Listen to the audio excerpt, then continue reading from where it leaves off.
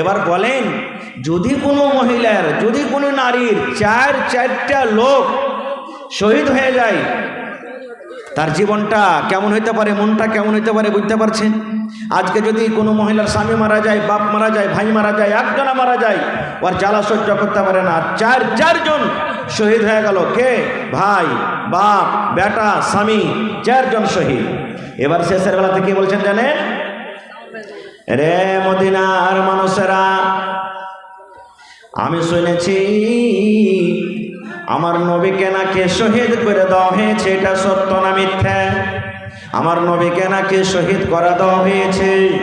এবার সাহাবায়ে কেরামের দল বললেন, এরে আল্লাহর বান্দি, নবীকে শহীদ করা হয়নি রে, আমাদের নবী বা হায়াত সহি সালামতে আছেন।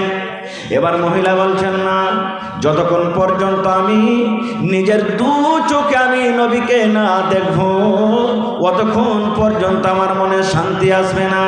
চলো চলো নবীর কাছে তোমরা আমাকে নিয়ে চলো। এবার নবীজির কাছে নিয়ে গেলেন। এবার নবীকে দু চোখে দেখলেন। দেখার পর সে মহিলাকে বলছেন, নবী গো, আমার বাপ মরে গেছে, কোনো গম নাই গো নবীজি। আমার ছেলে শহীদ হয়ে গেছে, আমার কোনো গম নাই। আমার ভাই শহীদ হয়ে গেছে, আমার কোনো গম নাই। আমার জীবনের সাথী স্বামী শহীদ হয়ে গেছে, কোনো গম নয়। কিন্তু আপনি জীবিত আছেন, আপনি যে বেঁচে আছেন, আল্লাহ আপনাকে সহি সালামত রেখেছেন। আমি ধন্য হয়ে গেলাম, ধন্য হয়ে গেলাম। আমার বুকে দিলে আর কোনো রকমের ব্যথা নাই। নারে তাকবীর! আহা, দেখেন কেমন মহিলা, নবীর সাথে মোহাব্বত ভালোবাসা। দেখেন আর একটু আগে চলেন। যেমন আজকে বসে বসে জালসা শুনছেন, নবীর জামানাতে সাহাবায়ে কেরামকে নিয়ে নবীজি দিনের কথা চলছেন, দিনের কাজ করছেন, বা তাবলীগ করছেন, ওয়াজ করছেন, এরকম একটা মজলিস লেগে আছে। আর একজন আনসারি সাহাবী এসে বলছেন, নবীজি, আমার উট একটা পাগলা হয়ে গেছে। কুকুর যখন পাগলা হয়ে যায় মানুষকে কামড় দেয় না, দেয় না? বলছে আমার উট পাগলা হয়ে গেছে। পাগলা বলতে আমার একটাই উট, ওকে নিয়ে আমি মাঠে কামকাজ করি, কিন্তু উটটাকে কয়েকদিন থেকে ও ভালো করে খানা পিনাও খাই না, আর কাজও ওকে লিখতে পারি না খুব। তা আপনি কি করতে হবে, একটু চলেন তো, না হলে। নবী সাহাবীরাকে বলছেন, চলো আমার সাথে, তোমরাও চলো। সব সাহাবীকে নিয়ে হাঁটতে লাগলেন। হাঁটতে হাঁটতে যখন দেখলে, বলছে কোথায় আছে? বলছে এতে হুজুর দেখেন, ঘরে বসে আছে, কিংবা এই জায়গাতে বসে আছে। নবীজি বললেন, তোমরা এখানে একটু দাঁড়াও, আমি যাচ্ছি। এবার ওই আনসারী সাহাবী বলছেন, জানো নবী গো, দয়া করে উটের পাঞ্জরে আপনি যায়েন না। কেন যায়েন না? উটটা আমার পাগলা হয়ে আছে, উটটার মাথা গরম হয়ে আছে। আপনি যদি চলে যাবেন, যেমন কুকুর পাগলা হয়ে গেলে মানুষকে কামড় দিয়ে দেয়, কিচ্ছু বোঝাবুঝি করবে না, এই মতো নবী গো, উটটা আমার পাগল হয়ে আছে। আপনি দয়ার নবী, আপনি যখন পাঞ্জরে যাবেন, হয়তো আপনাকে ক্ষতি করতে পারে, আপনাকে মারতে পারে, আপনাকে কামড় দিতে পারে। এই জন্য নবী গো, দয়া করে আপনি উটের পাঞ্জরে যায়েন না। নবী বললেন, তোমরা চুপ করে থাকো, আমার কিচ্ছু হবে না। এক পা, দু পা, তিন পা করে যখন নবী হাঁটতে লেগেছেন, ওরে সুবহানাল্লাহ, একটা জানোয়ারের মহব্বত দেখেন, একটা ভালোবাসা দেখেন। মানুষ তো মানুষ, একটা জানোয়ারের ভালোবাসা দেখেন। দয়ার নবী যখন হাঁটতে লাগলেন, ওই উটটা উঠে গেলেও, আর উঠে যাওয়ার পর আমার নবীকে, ওরে আল্লাহ, যে উটটা পাগল হয়ে গেছিল, যে উটটা কাজে যাচ্ছিল না, আমার নবীকে দেখার পর ওই উট পর্যন্ত নবীকে সাজদা করলেন। সুবহানাল্লাহ পড়বেন না? নবীকে সাজদা করলেন। কিভাবে সাজদা করলেন আল্লাহ জানে। নবীকে সাজদা করলেন। এবার যখন সাজদা হয়ে গেল, সাহাবায়ে কেরামেরা যারা জামাত ছিলেন বললেন, ইয়া রাসূলুল্লাহ, একটা উট যার পরে কোনো শরীয়ত নাই, যার পরে নামাজ নাই, যার পরে রোজা নাই, যার পরে হজ নাই, যার পরে দান নাই, যার পরে যাকাত নাই, সেই উট যদি আপনার সাথে মহব্বত ভালোবাসা দেখে যদি সাজদা করতে পারে, তবে নবী গো, আমরা তো হইলাম মানুষ, আমরা আমরা মুখে কথা বলতে পারি, হাত দিয়ে কাম করতে পারি, কানে শুনতে পাই, চোখে দেখতে পাই, পা দিয়ে চলতে পারি, আমাদের পরে শরীয়ত আছে। তাইলে উট জানোয়ার থেকে তো আমরা বেশি হক রাখি নবী গো, যে আমরাও আপনাকে সাজদা করব। আমরা তো হক রাখি মানুষ, যে আমরাও আপনাকে সাজদা করব। নবী কি বললেন? রে আল্লাহর বান্দারা, না রে না না, মানুষকে মানুষ সাজদা করবে এটা চলবে না, মানুষকে মানুষ সাজদা করবে এটা চলবে না। নবী আমার বললেন, যদি আমি মানুষকে মানুষ সাজদা করবে এই ফরমান যদি জারি করতাম, কোন মানুষ এক মানুষ আর এক মানুষকে সাজদা করবে এই ফরমান যদি আমি জারি করতাম, তো আমি নবী প্রত্যেক নারীকে, প্রত্যেক মহিলারাকে বলতাম কে হে রে আল্লাহর বান্দিরা, তোমরা নিজের নিজের স্বামীকে তোমরা সাজদা করো, নিজের নিজের স্বামীকে সাজদা করতে বলতাম। কিন্তু আমি নবী এটাও বলবো না। কেন বলবো না? কোনো মানুষ কোনো কাজকে সাজদা করবে, কোনো মানুষ কোনো মানুষকে সাজদা করবে, এটা হলো শিরক। আর শিরকের গুনাহ আল্লাহ রাব্বুল আমিন বিনা তওবাতে ক্ষমা করবেন না। সাজদা একমাত্র আল্লাহর জন্য জায়েজ আছে, একমাত্র আল্লাহর জন্য সাজদা হবে। এই জন্য কোনো মানুষ কোনো মানুষকে সাজদা করা চলবে না। নারে তাকবীর। তাহলে দেখেন, একটা জানোয়ারের মহব্বতের কথা শুনে নিলেন। এখানে আর একটা কথা আপনারাকে বলে দিই, এই যে নবীজি সুবহানাল্লাহ বললেন, যদি আমি কোনো মানুষকে সাজদা করার আদেশ করতাম, কাকে বলতাম? মহিলারাকে, যে তোমরা নিজের স্বামীকে সাজদা করো। তাহলে বোঝা গেল স্বামীর পাওয়ার কতটুক, স্বামীর ফজিলত কতটুক, স্বামীর মহব্বত ভালোবাসা কতটুক আল্লাহ দিয়েছেন, আল্লাহ রসুল দিয়েছেন। একটা হাদিস আর শুনলেন, আল্লাহ রসুলের জামানাতে এক বাপ নিজের বেটির বিয়ে দিবে, বাপ নিজের বেটির বিয়ে দিবে, বেটি ইনকার করছে না, আব্বা আমি বিয়ে করবো না। খুব বাপ চলে গেলেন নবীর দরবারে, নবীজি আমি চাইছি যে আমার বেটির বিয়ে দিব, একটা ভালো জামাই ভালো ছেলে দেখে বিয়েটা দিয়ে দেব, আমার বেটি ইনকার করছে, পারলে একটু বুঝান তাকে। নবীজি বললেন, তোমার বেটিকে এনেছো? বলছেন না। বলছে যাও তোমার বেটিকে নিয়ে এসো। বেটিকে সাথে করে নিয়ে চলে গেলেন। এবার নবীজি এসে বেটি ছেলেকে বলছেন, রে আল্লাহর বান্দি, তোমার আব্বা জান তোমার বিয়ে দেবে, তোমার আব্বা জান তোমার জন্য একটা সুন্দর ছেলে খুঁজেছে, তোমার আব্বা জান হয়তো তোমার বিয়ে দিয়ে দিবে। হে আল্লাহর বান্দি রে, তুমি ইনকার করছো, তুমি রাজি হও না, কারণটা কি? যদি হয়তো তুমি রাজি হয়ে যাও এবং তোমার আব্বার কথা মেনে নাও এবং তোমার আব্বা জান তোমার বিয়ে দিয়ে দিবে, রাজি হয়ে যাও। কারণটা কি তুমি ইনকার করছো? এই আমার ভাইয়েরা, এই আমার মায়েরা, খালারা শোনেন, স্বামী কে জিনিস শোনেন, স্বামীর ফজিলত কে জিনিস শোনেন। এবার সেই মহিলাটা বলছেন, আল্লাহর নবী গো, বিয়ে করার আগে একটা জিনিস আপনি আমাকে জানান, একটা জিনিস আমি জানতে চাই। কি?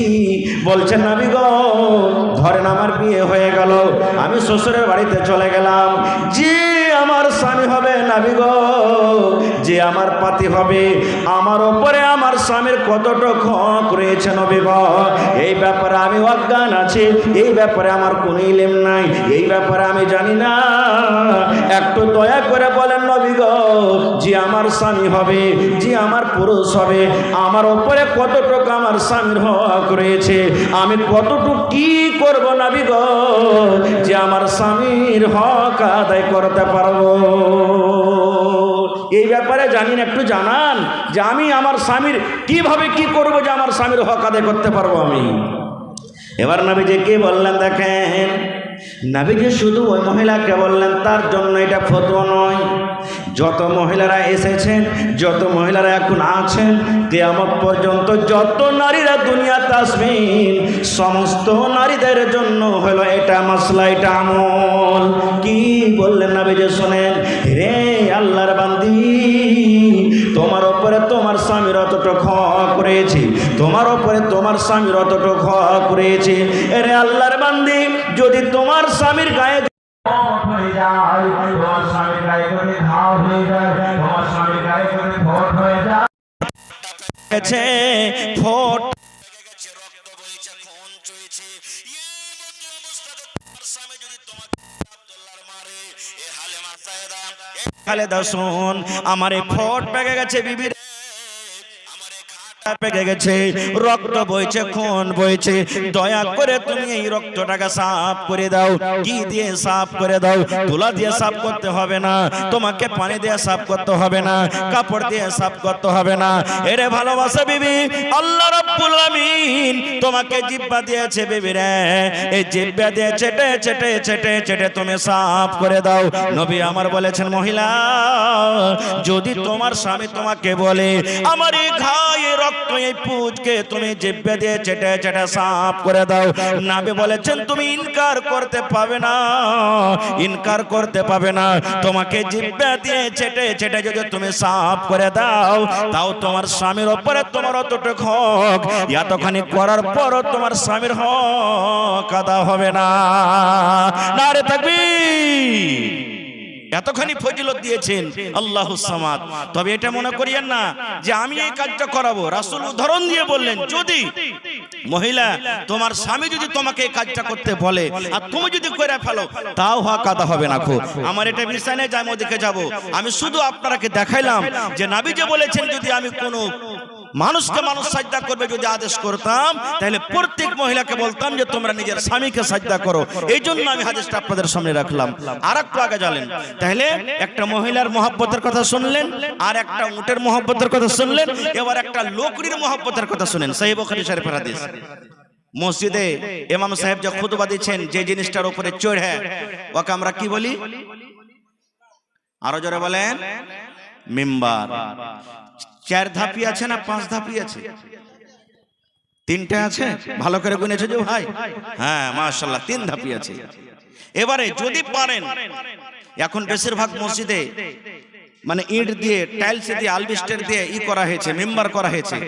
ভাই আমরা ফতোয়া দিতে আসি না বা দেব না, কিন্তু বেহতার হলো লকড়িরই মেম্বার যদি করেন তো বেশি ভালো, নাকি? খরচা হোক, মাদানী সাহেবরা ফতোয়া দিবেন কোনটা ভালো কোনটা মন্দ আল্লাহ জানছে, ওরা জানে। তো নবীজি খুতবা যে দিতেন, এক লাগিয়ে দাঁড় হয়ে, ওই জিনিসটা ছিল কি খাজুরের একটা লকড়ি, খাজুরের জড় মনে করেন বা খাজুরের গোড়া, খুতবা দিতেন। এবার একটা মহিলা এসে রাসূলকে বলছেন, নবীজি একটা কথা বলবো। বলছে কি? বলছে আমার একটা ফার্নিচার মিস্ত্রি আছে। ফার্নিচার বুঝেন? লকড়ির মিস্ত্রি আছে, যদি আপনি অনুমতি দেন আপনার জন্য আমি একটা লকড়ির মেম্বার করে দেব, আপনি পুরাতনটাকে হটিয়ে দেবেন আর নতুন মেম্বারের উপরে চড়ে আপনি খুতবা দিবেন। নবীজি বললেন ঠিক আছে, নিয়ে এসো। এবার সেই মহিলা ওর গোলামকে বলে ওই লকড়ির মেম্বার একটা সুন্দর করে নবীর জন্য রেডি করে দিয়ে দিলেন। এবার নবীজি পুরাতন মেম্বারকে হটিয়ে দিলেন, আর পুরাতন মেম্বারকে হটিয়ে দেওয়ার পর নতুন মেম্বারের পরে দাঁড় হয়ে খুতবা দিলেন। খুতবা জারি আছে, শুরু আছে। ওরে আল্লাহ, আপনার ভিতরে যখন কোনো দুঃখ চলে আসবে, আপনার ভিতরে যখন কোনো গাম, কোনো পেরেশানি চলে আসবে, কষ্ট চলে আসবে, আপনি যখন কাঁদতে শুরু করবেন, আপনি আপনার কান্দন বের হয়ে যাবে। এত কাঁদতে কাঁদতে এমন হবে ভিতরে কান্দনটাকে থামতে না পারে, হাউমাউ হাউমাউ করে জোর জোর করে আপনি আওয়াজ করে কাঁদতে লাগবেন। হবে না? হবে না? এরকম এরকম হয় না? হয় না ভাই? হয়। এবার নবীজি খুতবা শুরু করেন। সাহাবায়ে কেরামেরা খুতবা শুনছেন, যেমন আজকে আপনারা বসে জালসা শুনছেন, কোনো গল্প নাই। সহিহ বুখারী শরীফের হাদিস। ওই পুরাতন মেম্বার ওর ভিতরখানা এমন ফেটেছে বন্ধুরে, ওরে আল্লাহ, বাচ্চা যেমন চিলিয়ে চিলিয়ে চেঁচিয়ে চেঁচিয়ে কান্দে, বাচ্চার মতো শেষকি তুলে তুলে তুলে তুলে ওই পুরাতন মেম্বার কাঁদতে লাগলো। সাহাবায়ে কেরামের দল বলেন, ওর কান্নার আওয়াজ মসজিদের ভিতরে যত মানুষ আমরা আছি, আমরাও তার কান্নার আওয়াজ শুনেছি। সুবহানাল্লাহ। পুরাতন মেম্বার, আল্লাহ কি করতে পারে না যে ভাই? না পারবে না? ওরে আল্লাহ। এবার দেখেন মজার ঘটনা, এমন কাঁদতে লাগলো নবীজি আমার মিম্বার থেকে নেমে গেলেন। মিম্বার থেকে নেমে যাওয়ার পর ওই মিম্বারের কাছে চলে গেলেন, পুরাতন মিম্বারের কাছে। এরকম ভাবে তাকে বুকে জড়িয়ে ধরলেন, কিংবা মিম্বারটাকে এরকম ভাবে সুন্দর করে তার গতরে হাত দিতে লাগলেন, এরকম ভাবে হাতটা ছুঁয়ে ছুঁয়ে লাড়তে লাগলেন। এবার বলছেন, চুপু হেরে মেম্বার, তুমি চুপো, এরে গাছ তুমি চুপো, এরে লোকরে তুমি চুপো, কেন কান্দো? আপনারা জানেন আপনার বাড়িতে যখন বাচ্চা আছে, 5 বছর 7 বছর 8 বছর কার বাচ্চা আছে, বাচ্চা কান্দা কান্দা কান্দা এমন বেহুশ হয়েছে রে আল্লাহ, ওর মনটা এমন ভেঙে গেছে, বাচ্চাটাকে যদি আপনি কোলে নিয়ে এলেন আর চুপতে যদি বলেন, চুপার জায়গাতে আরো মন ভেঙে ভেঙে শ্বাস ফুলিয়ে ফুলিয়ে জোর জোর করে কাঁদবে। কাঁদবে না? কাঁদবে না? বাচ্চাকে যত চুপতে বলবেন আরো জোর জোর করে কাঁদবে। নবীজি আমার পুরাতন মেম্বারকে বলছেন, চুপো চুপো চুপ রে, তুমি কান্দো কেন, তুমি চুপো। যেমন নবীজি চুপতে বলছেন, আরো শেষকে তুলে তুলে তুলে তুলে তা সে কাঁদতে আছে। এবার নবীজি বললেন, হেরে পুরাতন মেম্বার, তুমি কান্দো কেন? কান্দার কারণটা কি তুমি কি জানাবে না? কেন তুমি কান্দো? কান্দো কেন তুমি? কান্দার কারণটা কি? এবার পুরাতন মেম্বারের কিন্তু মুখ ফুটে গেল। এবার বলছেন, নবী গো, এই জন্য আমি কান্দি। নবী গো, আপনি এতদিন ধরে আমার উপরে দাঁড় হয়ে হয়ে খুতবা দিলেন, আপনার মোবারক কদম মোবারক পাটা আমার উপরে থাকলো। নবী গো, আপনার কথাগুলি আমি আপনার পাঞ্জর থেকে থেকে শুনলাম, কিন্তু আপনি তো এখন আমাকে দূরে করে দিলেন, আমি আপনার থেকে দূরে হয়ে গেলাম। এখন তো আপনার কথা আমাকে দূর দূর থেকে শুনতে হবে। নবী গো, এখন তো আপনি আমার উপরে দাঁড় হয়ে আর খুতবা দিবেন না, আপনার কদমটা আমার উপরে আসবে না, এবং আপনার কথা আমি শুনতে পাবো না, এই জন্য আমি কান্দি। এই আমার নওজওয়ান ভাইয়েরা, এ মায়েরা, খালারা, বুজুর্গরা শোনেন, পরে কি হলো আমি যাব না, বলার উদ্দেশ্যে বন্ধুরি, একটা পুরাতন মেম্বার, লোকের মেম্বার, যার জন্য জান্নাত নাই, যার জন্য জাহান্নাম নাই, যার কিয়ামতে হিসাব হবে না, যার পরে নামাজ নাই, যার পরে রোজা নাই, সেই যদি নবীর কথা শোনার জন্য, সেই যদি নবীর মহব্বত ভালোবাসা পাওয়ার জন্য এত জোর জোর করে চিল্লিয়ে চেঁচিয়ে কাঁদতে পারে, তাহলে হায়রে হতভাগা মুসলমান, আমরা হলাম নবীর উম্মত, আমাদের জন্য নামাজ আছে, আমাদের জন্য রোজা আছে, আমাদের জন্য হজ আছে, আমাদের কিয়ামতের দিন হিসাব হবে, জান্নাত আছে, জাহান্নাম আছে, তাহলে সেই নবীর সাথে আমরা কেন মহব্বত ভালোবাসা করতে পারলাম না? নারে তাকবীর! কেমন ভালোবাসা করছে আমি। আর একটা সাহাবীর মহব্বত ভালোবাসার কথা আপনাকে শোনাই। যখন নবীজি বেঈমান মুশরিকের যন্ত্রণাতে মক্কা ছেড়ে হিজরত করে মদিনাতে চলে গেলেন, রাস্তাতে যেতে যেতে সকাল হয়ে গেল। এবার মুশরিকরা চারিদিকে ছড়িয়ে গেল, এলান করে দিয়েছে, যে নবী মুহাম্মদকে ধরে আনতে পারবে, জীবিত হোক কিংবা মৃত্যু, তাকে 100টা উট ইনাম দেওয়া হবে, এলান করে দিলেন। এবার বেঈমান মুশরিকরা নবীকে ধরার জন্য এদিকে ওদিকে এদিকে ছড়িয়ে গেল। রাস্তাতে হাঁটতে হাঁটতে হযরত আবু বকর রাদিয়াল্লাহু তাআলা আনহু বলছেন, নবীজি একটা কথা বলবো। বলছে কি? বলছে সকাল হয়ে গেল আর মুশরিকরা হয়তো আমাকে দেখে নিবে, ধরবে, তো এইখানে পাহাড়ে একটা গার আছে, গর্ত আছে, যার নাম হলো সৌর পাহাড় আছে, পাহাড়ের নাম হলো সৌর, সৌর পাহাড় আছে, ওই পাহাড়ে একটা খাল আছে, গর্ত আছে, চলেন ওখানে আমরা দুজন লুকিয়ে যাই। ঠিক আছে, চলো। যারা হাজী সাহেব হজ করতে গেছেন, দেখে এসেছেন, ওখানে আল্লাহ যদি তৌফিক দিয়ে থাকেন দেখবেন যারা যাবেন। এবার নবীজি বললেন, চলো তাহলে আমরা ঢুকে যাই। এবার ঢুকতে যাবেন। এবার দেখেন হযরত আবু বকর রাদিয়াল্লাহু তাআলা আনহু কে বলছেন, নবী গো, একটুখানি আপনি ইন্তজার করেন, একটুখানি আপনি দাঁড়িয়ে যান। নবী বললেন, কেন দাঁড়াবো?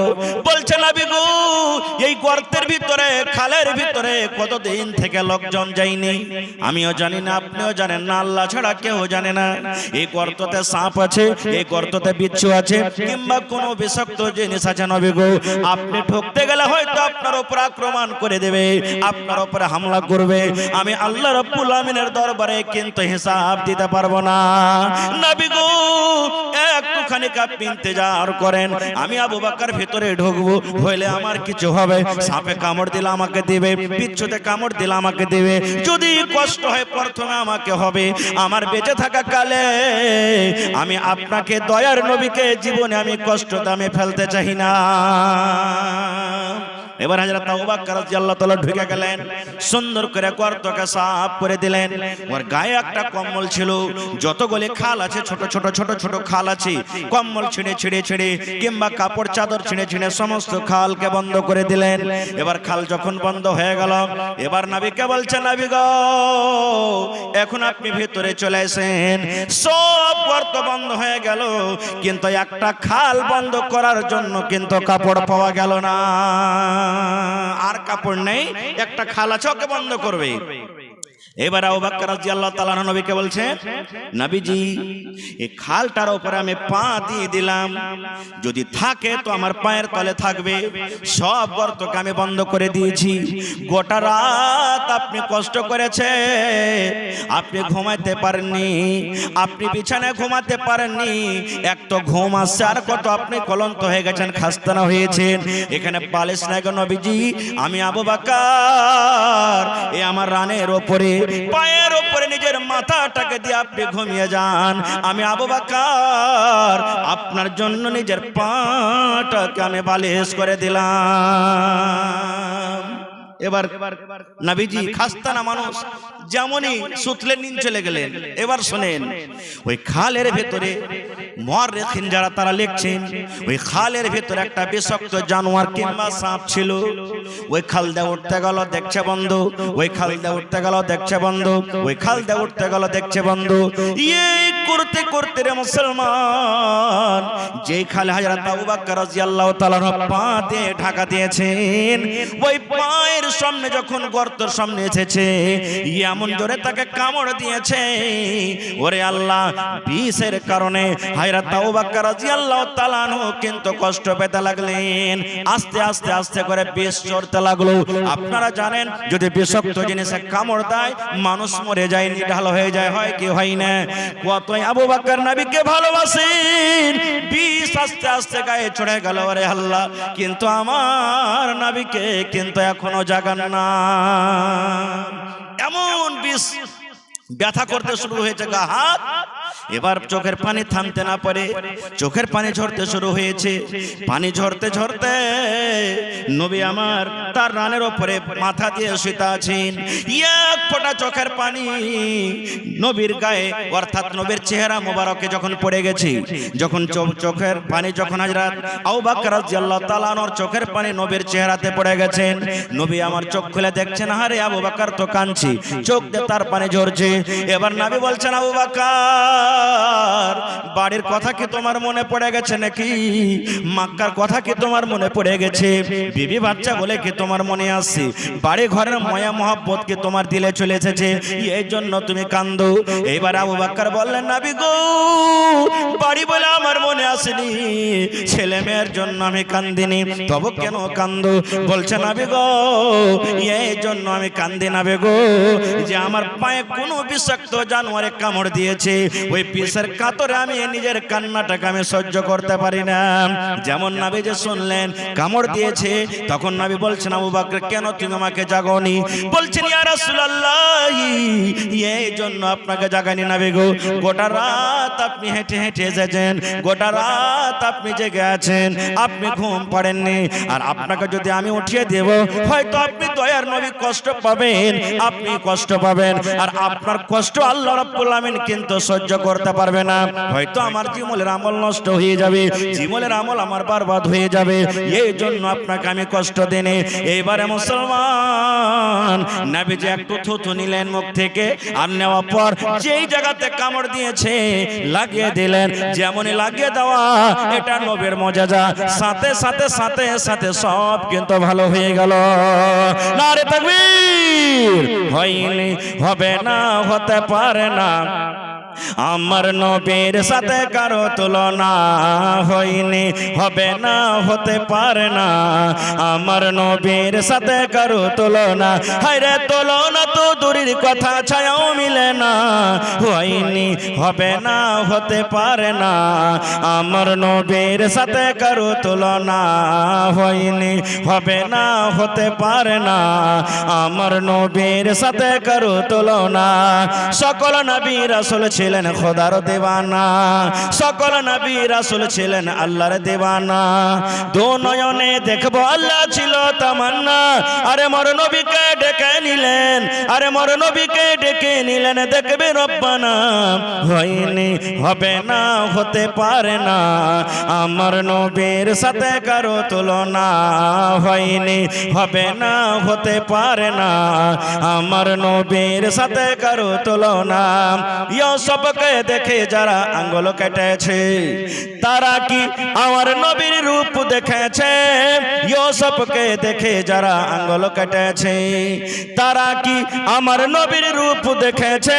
আরে দেখতো যদি কেটে দিত, আরে দেখতো যদি কেটে দিত কলিজাখানা। হয়নি, হবে না, হতে পারে না। আমার নবীর সাথে কারো তুলনা হয়নি, হবে না, হতে পারে না। আমার নবীর সাথে কারো তুলনা। যার শানে আল্লাহ তাআলা করলেন ঘোষণা, খোলকে আজিম আমার শাহে মদিনা। যার শানে আল্লাহ তাআলা করলেন ঘোষণা, খোলকে আজিম আমার শাহে মদিনা। মুসলমান নবী ছাড়া কিছুই মানে না, মুমিন কোরআন ছাড়া কিছুই বুঝে না।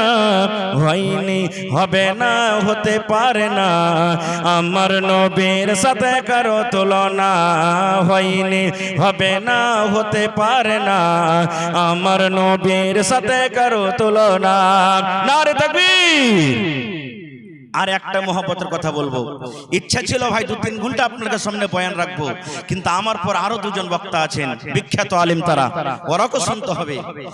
একটা হাদিস আর বলবো। আল্লাহ রাসূল সাল্লাল্লাহু আলাইহি ওয়াসাল্লাম একদিন সাহাবায়ে কেরামকে বললেন, হে আমার সাহাবীর দলেরা, তোমরা দান করো, সাদকা করো, যে যা পারবে বাড়ি থেকে নিয়ে এসো, দাও, দান করো। আজকে যেমন জালসা লাগানো হয়েছে, মাদ্রাসার জন্য আপনাদের কাছে কিছু চাওয়া যাবে, নবীজি বললেন দান করো। সাহাবায়ে কেরাম নিজে নিজের বাড়ি চলে গেলেন।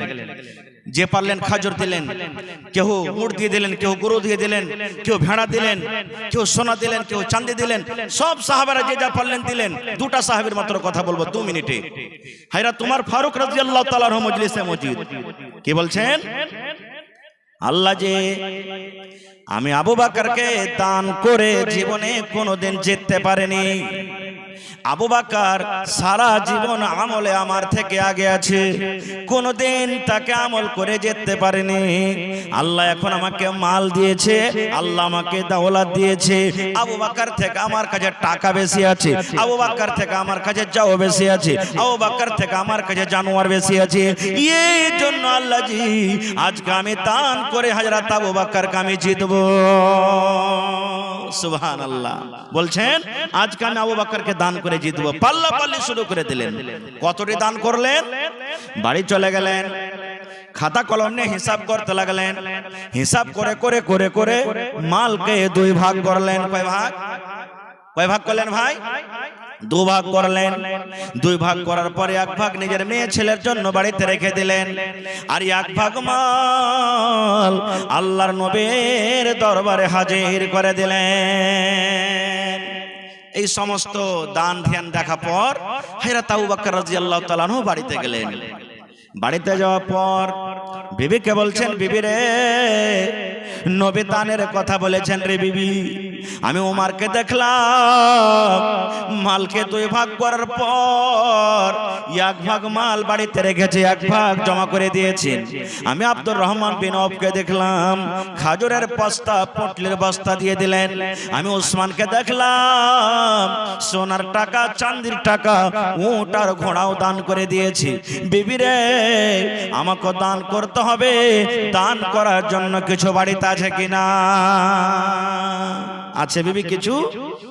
উনার স্ত্রী বলছেন, কি স্বামী গো, আছে 1 সা, অর্থাৎ 2.5 কিলো কিংবা 3.5 কিলো। এই যে আমরা ফেতরা দিচ্ছি 2.5 কিলো চাল কিংবা 3.5 কিলো চাল, একে 1 সা বলা হয়।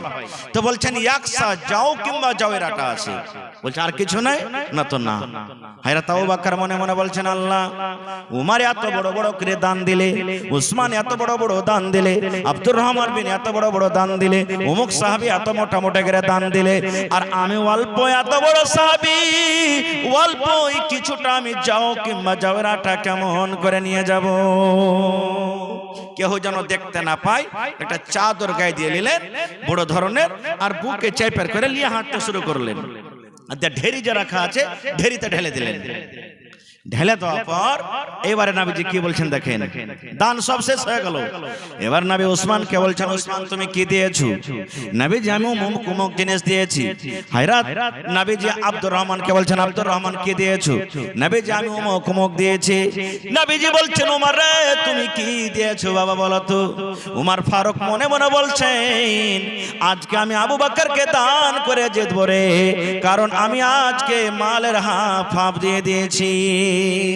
এইবার হযরত উমর বলছেন, ইয়া রাসূলুল্লাহ, আমি মালকে 2 ভাগে ভাগ করেছি, 1 ভাগ মাল নিজের ছেলে মেয়ের জন্য রেখেছি, আর 1 ভাগ মাল আমি আপনার দরবারে হাজির করে দিয়েছি। এই করতে করতে করতে শেষের বেলাতে নবীজি আবু বকরকে বলছেন, আবু বকর তুমি কি দিয়েছো বাবা? হযরত আবু বকর রাদিয়াল্লাহু তাআলা কে বলছেন জানেন, নবীজি আমি কি দিয়েছি এটা জিজ্ঞাসা না করে আমি কি দিয়েছি আর আমার ছেলে মেয়ের জন্য বাড়িতে কি রেখেছি এটা আমাকে জিজ্ঞাসা করেন। দেখেন কেমন সওয়াল আর জবাব।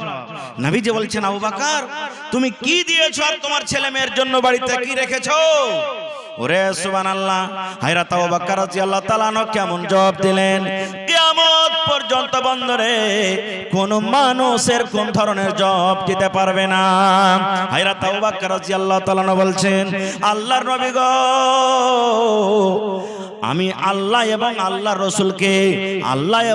রাসূলকে আমি বাড়িতে রেখে, আল্লাহ এবং আল্লাহ রাসূলের মহব্বত ভালোবাসাকে বাড়িতে রেখে আমার বাড়িতে যা ছিল নবী গো সব কোটা আপনার সামনে আমি হাজির করে দিয়েছি।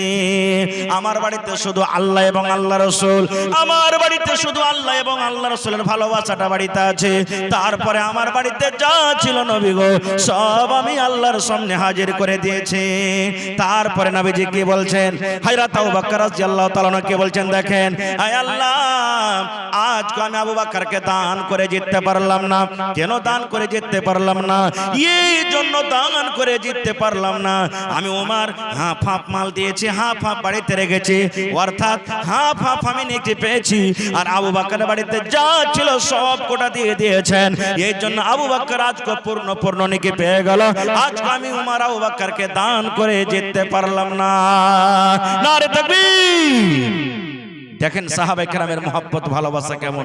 ভাই আজকে আমি আপনাদের সামনে শেষ নবীর উম্মত আমরা, আর এই শেষ নবীর কথাই মাদ্রাসাতে হয়, আল্লাহ এবং আল্লাহ রাসূলের পড়া মাদ্রাসাতে হয়। এই জন্য নবীকে কতটুকু ভালোবাসেন, নবীর সাথে কতটুকু মহব্বত আছেন, আজকে আপনাকে জানের কুরবানি করতে বলিনি, আজকে আপনাকে সময় আর মালের কুরবানি করতে বলছি। দেখি কোন এমন একটা লোক আছেন আজকের জালসাতে 50,000 টাকা দিয়ে নবী মুহাম্মদ সাল্লাল্লাহু আলাইহি সাল্লামের উম্মত এবং নবীর প্রতি মহব্বত ভালোবাসা দেখাতে পারবেন? 1 কাঠা কেউ জমিন দান করতে পারবেন, 1 ডিসমিল কেউ জমিন দান করতে পারবেন, কিংবা 1 ডিসমিল 1 কাঠা জমিন বিক্রি করে যা টাকা লাগবে দিয়ে দিবেন। দেখি 10টা লোককে আমি দেখবো 10,000 20,000 10,000 20,000 করে, এবং 10টা লোককে দেখবো 5,000 5,000 5,000 করে, এবং কমিটির লোককে বলবো মহিলা পেন্ডালে চাদর দিয়ে দেন, আপনারা মা খালারকে পেন্ডালে চাদর দিয়ে দেন, আর মায়েরাকে খালারা দিদিরাকে বলবো আপনারা মন খুলে খুলে টাকা হোক, গয়না হোক, ছাগল হোক, চাদর হোক, কাঁসা হোক, পাকা হোক, যা পারবেন মন খুলে খুলে আপনারা চাদর দিয়ে পাঠাবেন। ঠিকাদার ফারুক আলম জি, 5,000 টাকা তালবোনা থেকে, এই দেখেন তালবোনার মানুষটা খুব জানি, জি সুবহানাল্লাহ। তালবোনা থেকে আমার ভাই ফারুক 5,000, এখানে নাই ফারুক ভাই, না এখানে পাটনাতে থাকছে, ওকে ফোন লাগান যে আরো 5,000 টাকা লাগবে। হ্যাঁ ফোন লাগান ফারুক ভাইকে কহেন এত বড় মানুষ আল্লাহুস সামাদ আমার ভাই মোহাম্মদ ফারুক তালবনা থেকে 5000 টাকা দিয়েছেন আমি প্রথম কলম 10000 টাকার করে আমি 10টা চেয়েছি এক নম্বর কলম ফারুক ভাই ইনশাআল্লাহ হয়ে যাবে 5000 টাকা দিয়েছেন আর 5000 টাকার দরকার ভাইয়ের কাছে নারে তাকবীর মাশাআল্লাহ ভাই কত জালসাতে জীবনে আহা মহিলারা কেউ সোনার নাকের আর হাতের পায়ের গলার তাবিজ পান কানের বালি খুইলা খুইলা খুইলা আল্লাহ রাহে হাজির করে দিয়েছেন দান করেছেন আজকে কোনো মা খালা দাদি নানি নেই যে আজকে মাদ্রাসার জন্য কোরআনের জন্য আমি একটা নাকের দিয়ে দেব কানের বালি দিয়ে দেব হাতের আংটি দিয়ে দেব পার পায়াল দিয়ে দেব কিংবা কাঁসার বদনা কাঁসার বার্তান দিয়ে দিব ছাগল বকরি তো মেলায় পাওয়া গেছে আপনাদেরকে পারছে সর্বপ্রথম ছাগল পেয়েছি খাইরিগঞ্জ মাদ্রাসাতে সব থেকে জীবনের প্রথম দান ছাগল খাইরিগঞ্জ মাদ্রাসাতে যখন ছাগল পাওয়া গেল আবদার করন হাজি ভাই একটা কেউ গরু দিবে না জি আমি মিথ্যা যদি বলি খাইরিগঞ্জের যদি কেউ মানুষ থাকে তা আপনারা জানছেন একটা লোক বলছেন মাওলানা একটা গরু গলা দান করে দেন দোয়া করে দেন আজকে আমার বানগাম্মা গ্রামে কেউ নেই আহা এই দেখেন মোহাম্মদ মুসার স্ত্রী 500 টাকা আর দুখানটা হাতের বালা দিয়ে দিয়েছেন নারে তাকবীর আহা এই দেখেন এই গহনা কত মায়ের জিনিস রে ভাই কত মোহাব্বতের জিনিস কিন্তু নবীর মোহাব্বতের আগে কিছু নয় নাকি সুবহানাল্লাহ রব্বানা যালামনা আনফুসানা ওয়া ইল্লাম তাগফির লানা ওয়া তারহামনা লানাকুনান্না মিনাল খাসিরিন রব্বানা আতিনা ফিদ দুনিয়া হাসানা ওয়া ফিল আখিরাতি হাসানাতাও ওয়া কিনা আযাবান নার আল্লাহ তোমার বান্দি মুসা সাহেবের স্ত্রী হাত থেকে দুখানা বালা উপর থেকে 500 টাকা দিয়ে দিলেন ভাই ওমর ফারুক সাহেব তালবনা থেকে 5000 টাকা জমা করে দিলেন আর একজন ভাই 300 টাকা দিয়ে দিলেন আল্লাহ তারকে দানকে তুমি কবুল করে নাও মনের আশাকে আল্লাহ পুরা করো রোজি রোজগারে আল্লাহ বরকত দাও কামাই থামাইতে আল্লাহ বরকত দাও আলহাজ আব্দুল গফুর সাহেব তো কম যে হয়ে গেল লাগছে হাজি সাহেবের দান হ্যাঁ হাজি সাহেবের দাম কোন হয়ে গেল আমার হাজি সাহেব যদি চাহে যে আমি 50000 টাকা দিয়ে দেব তাও দিতে পারবেন ইনশাআল্লাহ দিতে পারবেন আল্লাহুস সামাদ তো আমার শ্রদ্ধেয় আলহাজ আব্দুল গফুর সাহেব দেখেন কত সুন্দর নাম গফুর আল্লাহর একটা সিফাতে নাম গফুরের বান্দা 2000 টাকা দিয়েছেন তো নানা 1000 ইটের দাম দিতে পারবেন না আছেন না নাই চলে গেছেন নাকি শুনতে পাই না আহা আচ্ছা ফারুক 10000 পুরো করেছে না করেনি না 10000 লিবো এনে দোয়া আধুরা আছে 10000 টাকা লিবো তাহলে তো দোয়া করবেন দোয়া তো হয়নি জি জি মাশাআল্লাহ বর্তমান সরপঞ্চ সাহেব মাশাআল্লাহ মাশাআল্লাহ ভালো আছেন মাশাআল্লাহ কি সরপঞ্চ সাহেবের নাম আমার সরপঞ্চ ডাক্তার আজহার সরপঞ্চ সাহেব 2000 দিয়েছেন 5 করে দেন জি দিক্কত হবে না ইনশাআল্লাহ দিক্কত হবে না হিম্মতে বান্দা মাদাদে খোদা হিম্মত করেন আল্লাহ বলছেন আমার শুকরিয়া আদায় করে আমি আল্লাহ ব্যবস্থা করে দেব তো 6000 আচ্ছা চলিয়ে আমার ভাই ওমর ফারুক সাহেব কথাটা রেখে দিলেন কাটলেন না 6000 করলেন নারে তাকবীর এবং আমার বর্তমান সরপঞ্চ সাহেব ডাক্তার আজহার আলী সাহেব 5000 নাকি 2000 ভারে হচ্ছে নাকি 5000 দেন আপনারা বড় মানুষ আছেন আল্লাহ ব্যবস্থা করে দেবেন ইনশাআল্লাহ আহা জি 2000 লেখেন 2000 নগদ 2000 বাকি 4000 টাকা হয়ে গেল মাশাআল্লাহ দেখেন কথাটা রেখে দিলেন মাশাআল্লাহ সরপঞ্চ সাহেব 4000 টাকা দিয়ে দিলেন মাশাআল্লাহ আর 1000 কমে থাকলে ইনশাআল্লাহ ওটা পুরো হয়ে যাবে পরে তাহলে ভাই 6000 টাকা ভাই ওমর ফারুক আমার 4000 টাকা সরপঞ্চ সাহেব মাশাআল্লাহ আপনারা ফের এটা মনে করিয়েন না যে মাওলানা 100 200 500 গলাতে চাইনি আমরা দিব না কোন আজি ভাই আমি একটা আবদার রেখেছি আপনার উপরে আপনি 1 টাকা পারবেন 1 টাকা দিয়ে যাবেন হিম্মত করবেন 10 টাকার 10 টাকা দিয়ে যাবেন এক খানটা ইটেরও কমসে কম দাম দিয়ে যাবেন কিন্তু দিয়ে যাবেন আল্লাহর রাস্তে কেউ খালি ঘুরে যাবেন না গো মহিলা প্যান্ডেলে চাদর দিয়েছেন হ্যাঁ মায়েরা খালারাকে বলবো চাদর ভর্তি করে করে আপনারা দান দিবেন কারণ আপনাদের টাকাতে মাদ্রাসা চলছে আপনারা হইলেন মাদ্রাসার সরকার আপনারা যদি মাদ্রাসাতে না দেন তাহলে জীবনে মাদ্রাসা চলবে না বন্ধ হয়ে যাবে মাশাআল্লাহ জাযাকাল্লাহ হায়াকাল্লাহ বারাকাল্লাহ রব্বানা যালামনা আনফুসানা ওয়া ইল্লাম তাগফির লানা ওয়া তারহামনা লানাকুনান্না মিনাল খাসিরিন রব্বানা আতিনা ফিদ দুনিয়া হাসানা ওয়া ফিল আখিরাতি হাসানা হাসানাতাও ওয়া কিনা আযাবান নার। এই আল্লাহ আমার সারপাঞ্চ সাহেব আল্লাহ যে 4000 টাকা জমা করে দিলেন, আল্লাহ আমার ফারুক ভাই তালবনা থেকে আল্লাহ 6000 টাকা জমা করে দিলেন, আরো একজন আমার হাজী সাহেব আব্দুল গফুর সাহেব 2000 টাকা, আরো কিছু কিছু দান এসেছে। এই আল্লাহ তারকে দানকে তুমি কবুল করে নাও, মনের আশাকে আল্লাহ পুরা করো, রোজি রোজগারে আল্লাহ বরকত দাও, কামাই থামাইতে আল্লাহ বরকত দাও, দুনিয়ার ভেজাল দুনিয়ার ফিতনা থেকে আল্লাহ বাঁচিয়ে রাখো। আল্লাহ হাতে টাকাতে পয়সাতে বরকত দাও। যারা মুমিন মুমিনা কবরে চলে গেছেন তাদের কবরে তুমি জান্নাতের বিছানা দিয়ে দাও। ফিরোজের মা দিয়েছে। আহা, এই দেখেন ফিরোজের মা, সুবহানাল্লাহ। আল্লাহ বহিন আমার, এটা ফিরোজের স্ত্রী আর এটা হলো ফিরোজের মা।